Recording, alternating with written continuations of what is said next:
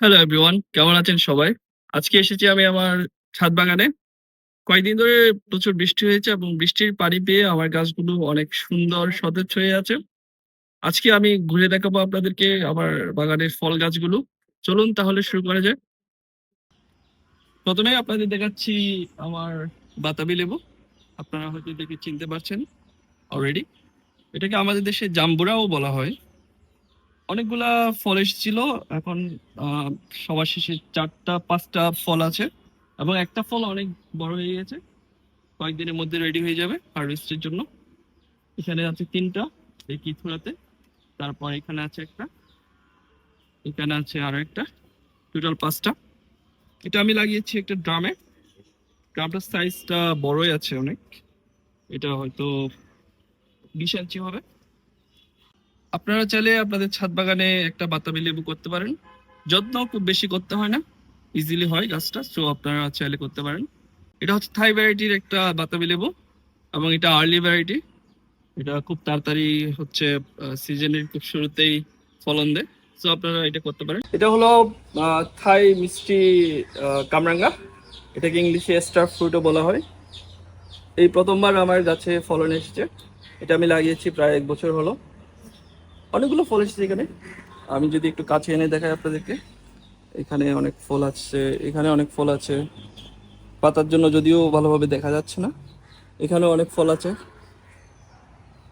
এটা একটা বারোমাসি variety. বারোমাসি variety. আপনার এখানে ফল আছে, আবার এখানে ফুল দেখতে পাচ্ছেন, ছোট বড়। তার মানে এটা বোঝা যাচ্ছে এটা ১২ মাসি একটা ভ্যারাইটি। এটা আপনারা প্রত্যেকে আপনাদের ছাদ বাগানে করতে পারেন। এটার যত্ন খুব বেশি করতে হয় না। নিয়মিত খাবার দিবেন, মিক্স খাবার দিবেন। মিক্স খাবারের মধ্যে রাখতে পারেন নিমখোল, সরিষার খোল, আর হাড়ের গুঁড়ো, শিংকুচি এগুলো। পাশাপাশি একটু জৈব সার মিক্স করতে পারেন, রাসায়নিক সার ব্যবহার করবেন না। আর এটা নিয়মিত স্প্রে করতে হবে। আমি স্প্রে করি একটা জৈব কীটনাশক, এটার নাম হচ্ছে কাকা, এবং মাঝে মাঝে নিম তেলটা স্প্রে করি, আপনারা করতে পারেন। এটা হলো বাইওয়ান মালটা। এটা আমাদের দেশে অর্থাৎ বাংলাদেশের উদ্ভাবিত, বাংলাদেশ কৃষি গবেষণা ইনস্টিটিউটের উদ্ভাবিত একটা আম, মালটা। এটাকে চেনার উপায় হচ্ছে এটাতে এরকম একটা মার্ক থাকবে, কয়েনের মতো মার্ক। অনেকগুলো ধরেছে, আপনারা দেখতে পারেন এখানে পুরো গাছ ভর্তি মালটা। এটা সাইজ অনেক বড় হয়, এখনো পুরোপুরি ম্যাচিওর হয়নি, কয়েকদিনের মধ্যে ম্যাচিওর হবে। আপনারা চাইলে এটা করতে পারেন ইজিলি, খুব বেশি যত্ন করতে হয় না। জাস্ট আপনাদের পোকামাকড় দমন করার জন্য কিছু জৈব কীটনাশক স্প্রে করতে হয়, অথবা আপনার যদি জৈব কীটনাশকের কাজ না হয় তাহলে আপনারা রাসায়নিক কীটনাশক ইউজ করতে পারেন। এটা দেখুন কি সুন্দর মালটা। এটা হচ্ছে ভেরিগেটেড মালটা। এটাকে ভেরিগেটেড বলা হয় কারণ এটার উপর ভেরিগেশন আছে। হলুদ রং আর সবুজ রঙের অপূর্ব একটা মিশ্রণ। এখানে অনেকগুলো ধরে আছে, দেখেন আপনারা।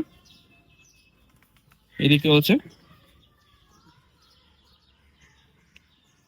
এই মালটা গাছটাতে রোগ ব্যাধি খুব বেশি হয় না।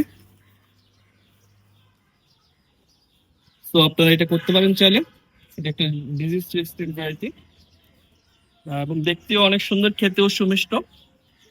আর এখানে দেখেন, আহ, পুঁই শাক গাছ উঠে গেছে। আমি এগুলো নিয়ে ফেলবো কারণ এটা গাছের শক্তিটা টেনে ফেলবে। এটা একটা গ্রো ব্যাগে রাখা আছে, ২০ ইঞ্চির মতো হবে গ্রো ব্যাগটা। এটা হলো একটা আমড়া গাছ, আপনারা হয়তো দেখে চিনতে পারছেন। এটা একটা ১২ মাসি আমড়া। সারা বছর ফলন দেয়, আপনারা এখানে দেখতে পাচ্ছেন। এদিকে গুটি আছে, আবার এদিকে ফুল আছে, এদিকে ফুল আছে। এখানে দেখেন কতগুলো ধরেছে। আমি যদি আপনাদেরকে একটু দেখাই, দেখেন পুরো গাছ ভর্তি আমড়া। এটাও ছাদ বাগানের জন্য খুবই উপযুক্ত একটি আহ, গাছ। আপনারা চাইলে ইজিলি আপনাদের ছাদ বাগানে করতে পারেন। আমি এটা লাগিয়েছি একটা গ্রো ব্যাগে। গ্রো ব্যাগটার সাইজ হচ্ছে ১৮ ইঞ্চি, সেম সাইজ। ওকে। এটা হচ্ছে পেয়ারা গাছ। এটা একটা থাই ভ্যারাইটির পেয়ারা। দেখেন পুরো গাছ ভর্তি পেয়ারা। পুরো গাছে অনেকগুলো পেয়ারা ধরেছে। অনেক বড় হচ্ছে আস্তে আস্তে, দেখতে পাচ্ছেন আপনারা এখানে। পুরো গাছটা দেখতে অনেক সুন্দর হয়ে আছে।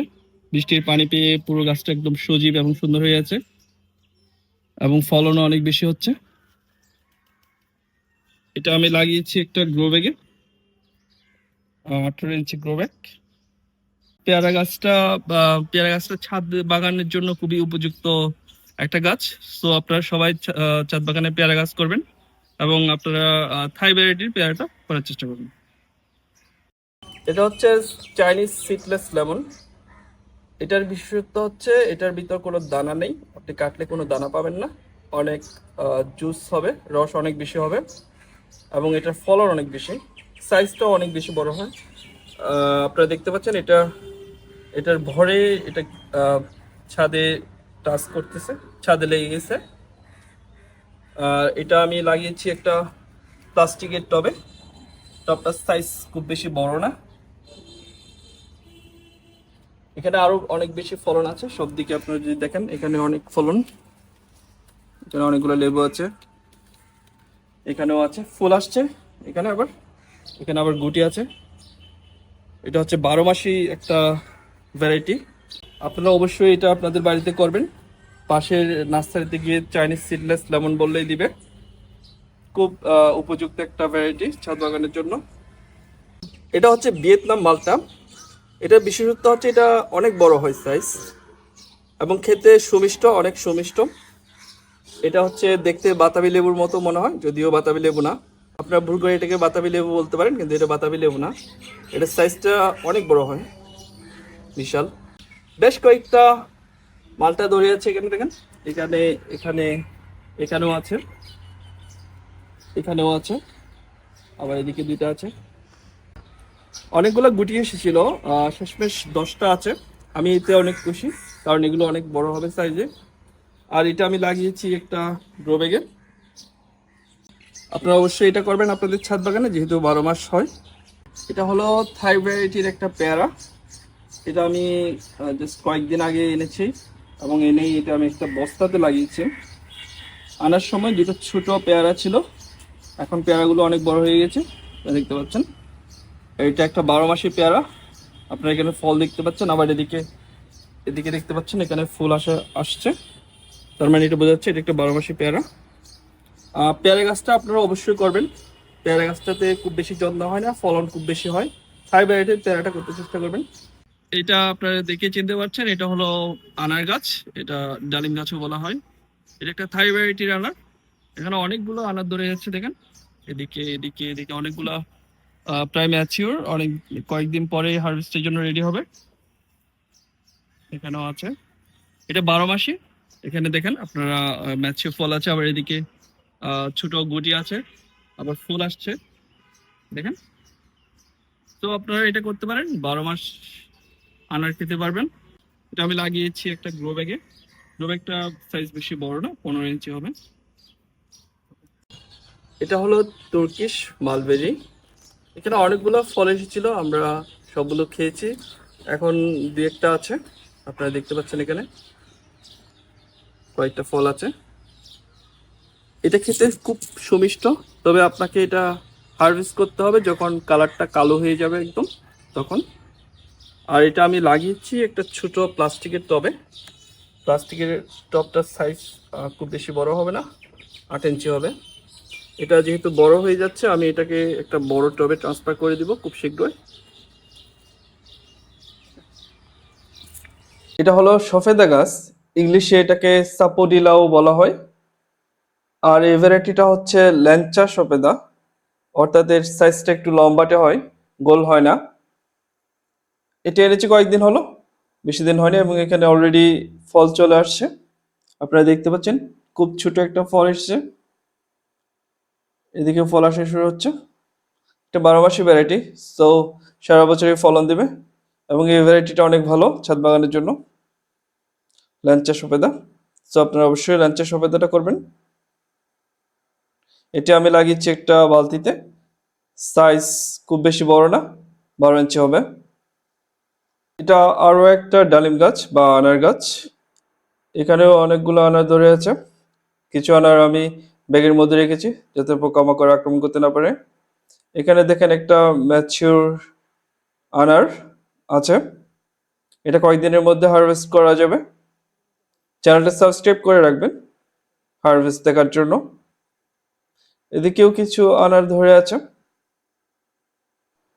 এই ছিল আমার বাগানের সংক্ষিপ্ত একটা ট্যুর। কমেন্ট করে জানাবেন ভিডিওটা কেমন লেগেছে আপনাদের। ভালো লাগলে একটা লাইক দিবেন, বন্ধুদের সাথে শেয়ার করবেন এবং অবশ্যই সাবস্ক্রাইব করতে ভুলবেন না। অনেক ধন্যবাদ।